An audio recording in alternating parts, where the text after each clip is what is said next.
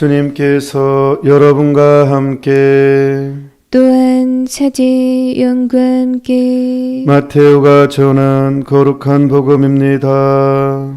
주님 영광 받으소서. 그때 예수님께서 제자들에게 말씀하셨다. 내가 또 진실로 너희에게 말한다. 너희 가운데 두 사람이 이 땅에서 마음을 모아 무엇이든 청하면 하늘에 계신 내 아버지께서 이루어 주실 것이다. 두 사람이나 세 사람이라도 내 이름으로 모인 곳에는 나도 함께 있기 때문이다. 그때 베드로가 예수님께 다가와 주님, 제 형제가 저에게 죄를 지으면 몇 번이나 용서해 주어야 합니까? 7번까지 해야 합니까? 하고 물었다. 예수님께서 그에게 대답하셨다. 내가 너에게 말한다. 7번이 아니라 77번까지라도 용서해야 한다.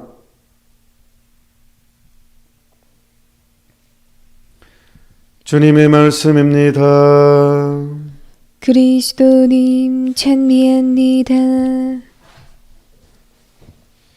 신앙을 처음 접할 때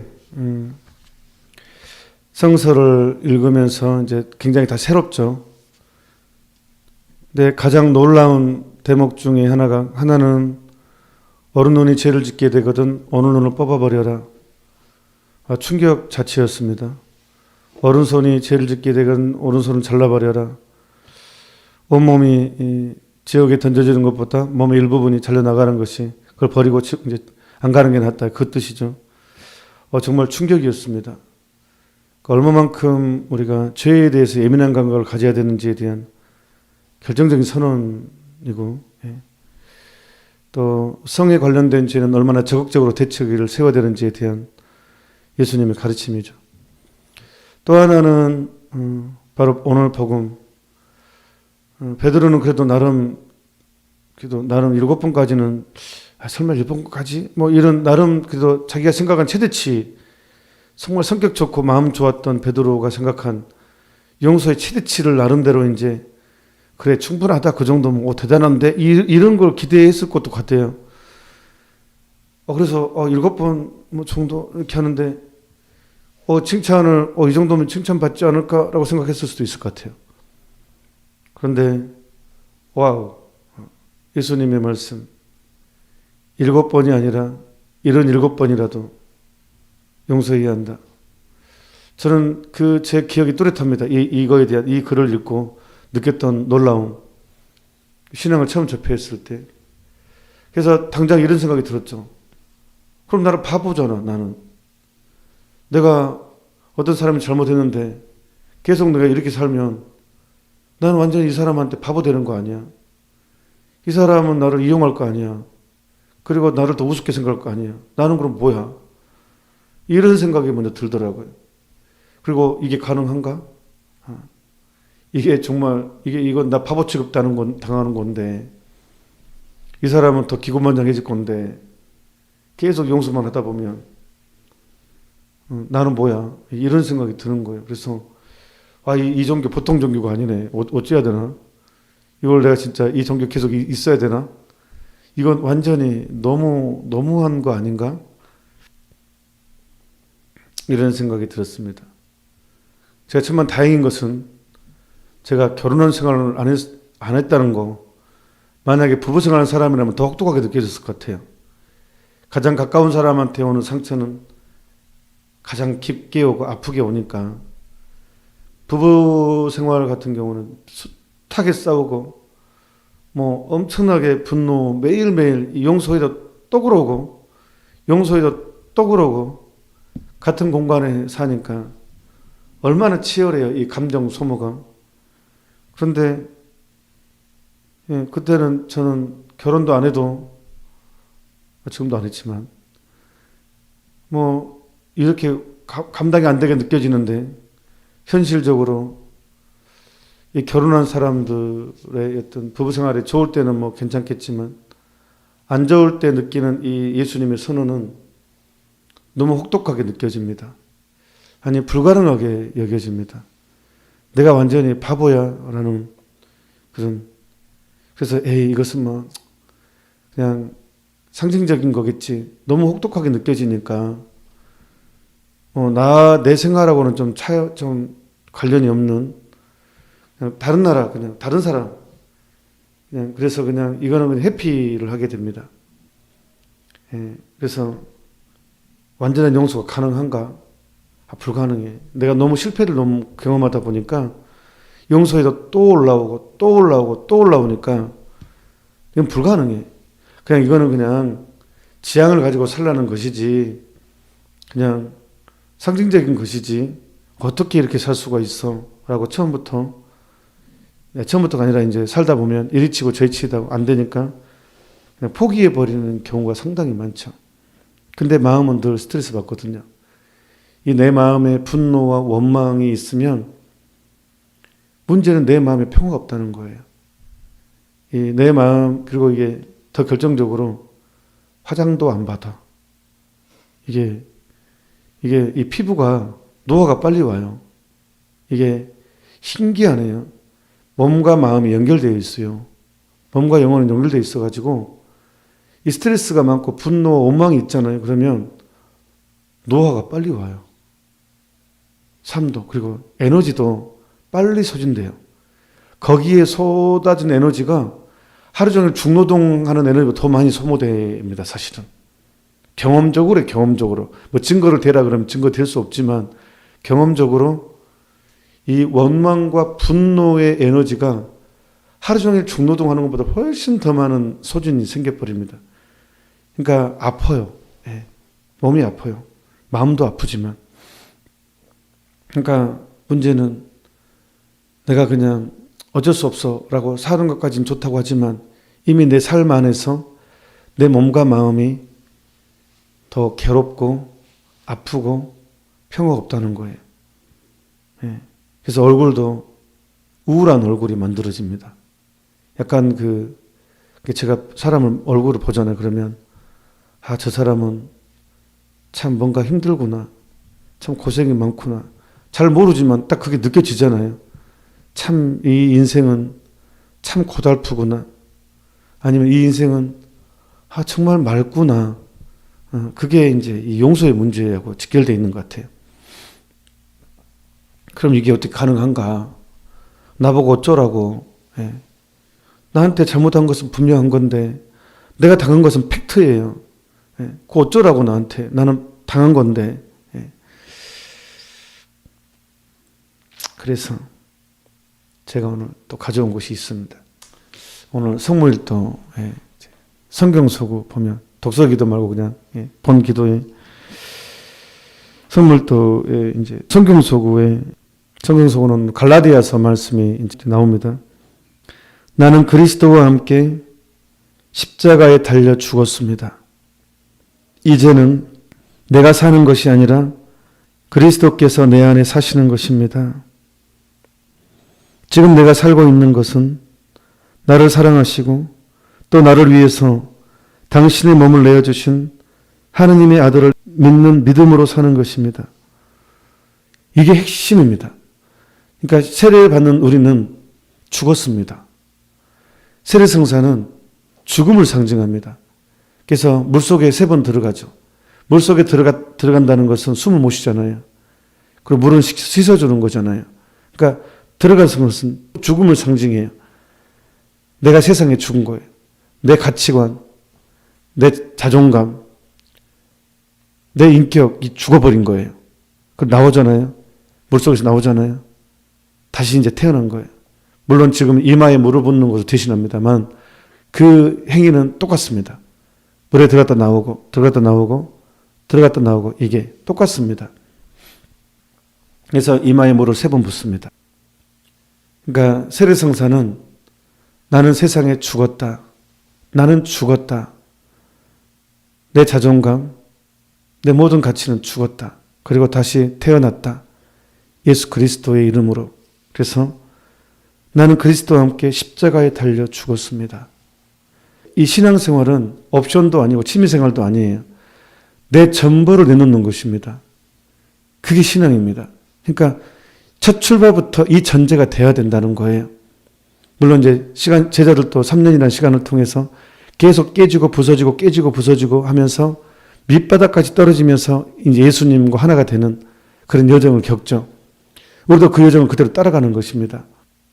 우리는 내 인격을, 내 자존감 생각하면 힘들어서 못 삽니다.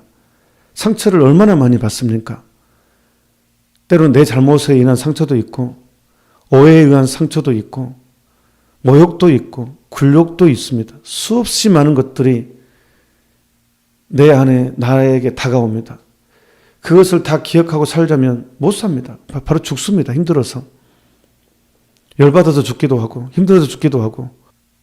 그런데 그럼에도 불구하고 내가 내 얼굴에 기쁨을 유지하고 긍정적으로 맑게 살아갈 수 있는 비결은 내가 죽어야 됩니다.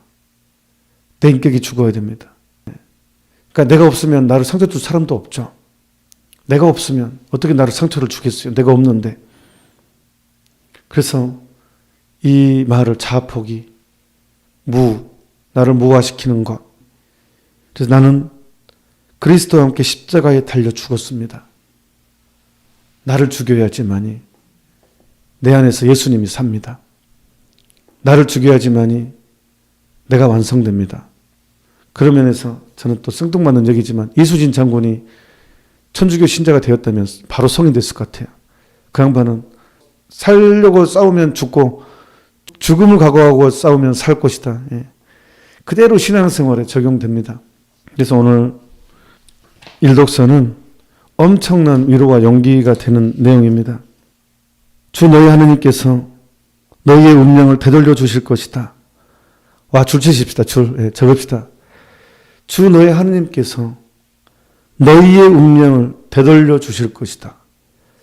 내 운명, 실패라고 생각하고 억울하게 생각되고 정말 허망하게 생각되고 너무 상처받는 인생이라고 생각되는 내 인생, 너무 억울하다고 생각되는 내 인생의 운명을 되돌려 주실 것이다. 주 너희 하느님께서는 또 너희를 가엾이 여기시어 주 너희 하느님께서 너희를 흩어버리신 모든 민족들에게 너희를 다시 모아드릴 것이다. 그러기 위해서는 마음을 다하고 정신을 다하여 그분의 말씀을 들어야 된다는 거예요. 그러면 내 운명을 되돌려 주십니다.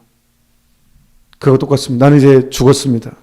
십자가에 달려서 같이 죽었습니다. 나는 거기서 어떻게 출발했냐 그러면 그 안에는 진짜로 마음을 다하고 목숨을 다하고 힘을 다하여 주 나의 하느님을 사랑할 수 있는 힘이 여기에서 나옵니다.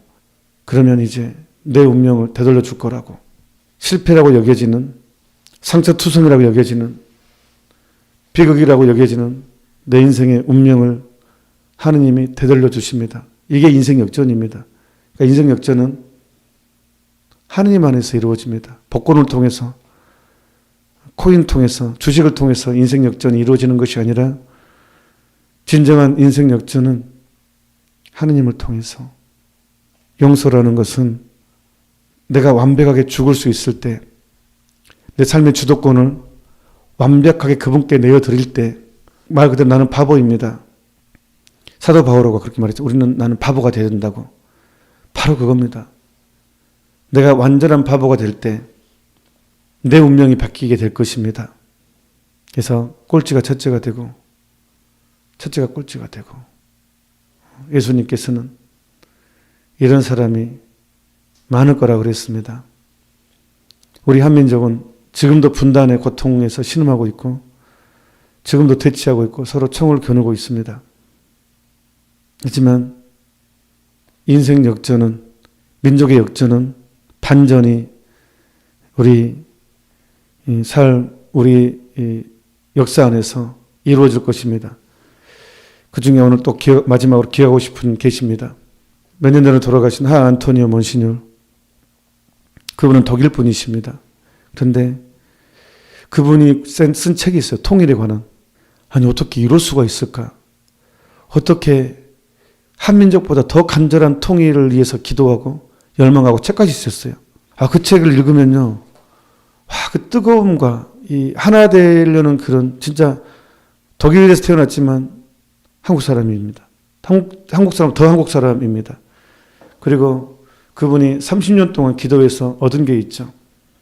구체적인 열매들이 많은데, 이제 수도에도 마찬가지고 있지만, 저는 임진각에 파티마 성모님 성당, 평화의 성당이 있다는 것, 거기에 그게 이루어진, 제가 이제 먼신으로 살아계실 때 함께 이제 그 이야기를 들었고, 또 그 공사 현장에 왔다 갔다 하면서, 그때 또 마침 만식년이었거든요. 근데 바로 철조망이 있는 그곳에 파티마 성모님 상이 있고, 파티마 성모님 이야기가 그 성전에서 울려 퍼지고, 성전 설계도 성모님 발현 장면이 모두 성당에 다 이게 부조로 돼 있어요. 왜냐하면 왜 파티마가 중요하냐 그러면, 임진각에 1917년 5월 17일 코바다 이리아에서 성모님이 발현하셨죠. 그리고 똑같이 1917년 10월에 러시아에서 볼셰비키 혁명이 일어났죠. 그 똑같은 사건이 동시간에 때, 그것은 바로 성모님께서는 바로 이것을 예언하셨죠. 그래서 러시아를 봉헌하라고. 그래서 그 볼셰비키 혁명의 영향이 아직도 우리 한민족에 가장 치열하게, 가장 심하게 남아있는 민족이죠. 우리 민족이. 그래서 파티마 성모님께서 바로 언급하셨던 그 성모님께서 임진각에 계신다는 것 자체가 굉장히 큰 사건, 하안토니오 몬시뇨르의 30년간의 기도가 그렇게 펼쳐졌다고 저는 그래서 기적이라고 생각을 합니다. 또 다른 역사, 또 다른 1917년 파티마 코바다 이리아의 역사가 임진각에 그대로 재현되고 있는 것이 아닌가, 그렇게 믿고 있습니다. 저는. 그래서 그 장소는, 그 사건은 아주 중요한 사건, 이제 우리 한민족의 평화가 시작되는 그런 희망적인 아주 구체적인 사건이라고 저는 생각을 합니다. 여튼 특별히 파티마 성모님께 민족의 화해와 평화를 더욱더 맡기고 봉헌했으면 좋겠고, 우리 영혼의 평화는 완전한 죽음, 내 운명을 바꿔주실 수 있는 하느님을 온전히 신뢰하고 내가 완전히 그 안에서 죽을 수 있다면, 사도 바울의 고백처럼 이제 내가 사는 것이 아니라 나는 이제 그리스도와 함께 십자가에 못 박혔습니다. 이제 내가 사는 것이 아니라 내 안에는 예수 그리스도께서 사십니다라는 그런 확고한 고백을 할 수 있다면, 내 마음의 평화와 우리 민족의 평화, 세계 평화를 이미 나는 누리고 사는 것이 되겠습니다. 그런 의미에서 다시 한번 세상에 죽은 여러분, 죽기로 결심한 여러분, 진심으로 축하드립니다. 잠시 묵상합시다. 아멘. 주님께서 여러분과 함께 또한 사제 영과 함께 전능하신 천주 성부와 성자와 성령께서는 이미 사염께한 모든 이들에게 강복하소서. 아멘. 미사가 끝났으니 가서 복음을 전합시다. 하느님 감사합니다.